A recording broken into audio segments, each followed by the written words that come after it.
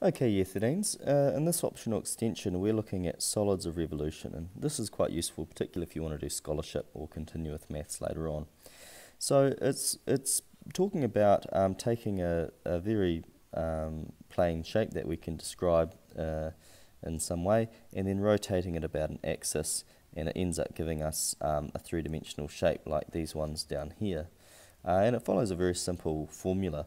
The volume is simply equal to the function squared times pi when that function is integrated across the interval that you're interested in, which makes sense. It's basically turning it into a series of circles, pi r squared in effect.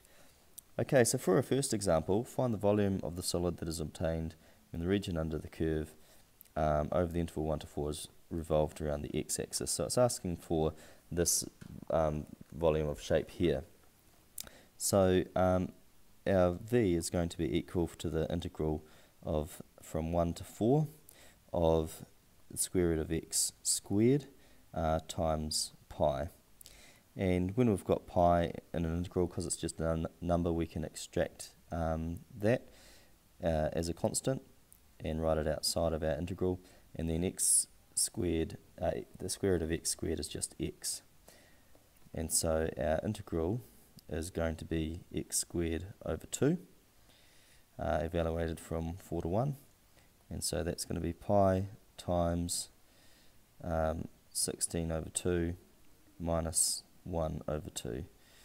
So that's going to equal 15 over 2, or 15 pi over 2, and that's our answer.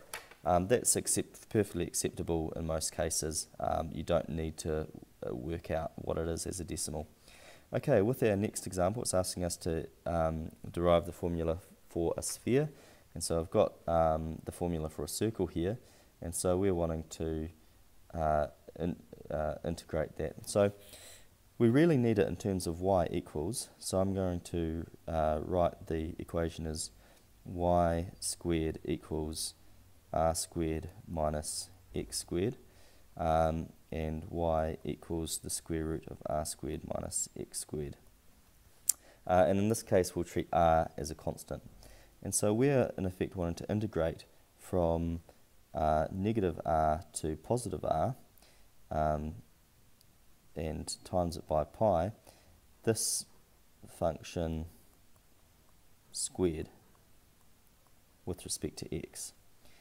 And so we're integrating from negative r to r with pi on the outside, r squared minus x squared, because the square and the square roots cancel out. So bringing it up here, we're going to have pi, and then r squared will integrate to x r squared, because r is just being treated as a constant, and then we'll have minus x cubed over 3, and we're evaluating from negative r to r. So now we can substitute in those values for r. We'll have pi times r cubed minus r cubed over 3, and they're all minus negative r cubed minus negative r cubed over 3. Okay, so tidying things up a bit,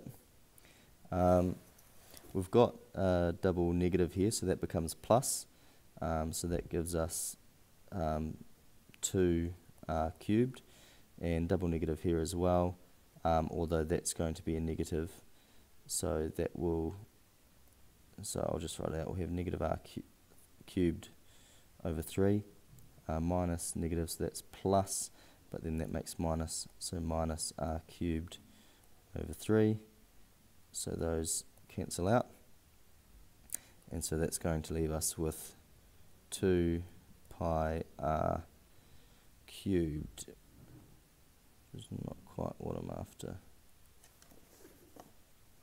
Okay, of course I can see the mistake I've made here, so let's take it back a step.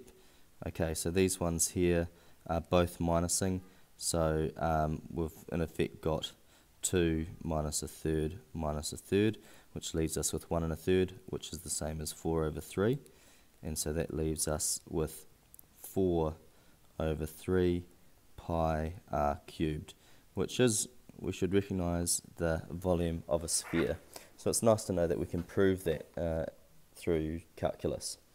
Okay, in our last example, find the volume of the solid generated by the region enclosed by this, this and this, revolved about the y-axis. So if we have the formula like this, pi f of x squared dx, then when we're rotating about the y-axis, it's very similar, except we're doing f of y squared, and we're doing it with respect to y. And so if y equals square root of x, we need to write it in terms of x, so x equals y squared.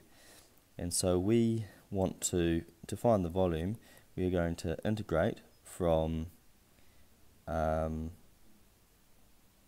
0 to 2, pi times f of y squared, so that will be y to the power of 4 with respect to y. So let's bring it up here. So that's going to be pi from 0 to 2 of y to the 4. So that will be pi y to the 5 over 5 from 0 to 2, which will be pi times 2 to the 5 over 5 minus 0, so just that. So that's 2, 4, 8, 16, 32. So we have 32 pi over 5, and we'll just leave it in terms of pi. So if you have an old textbook, there's some good problems there.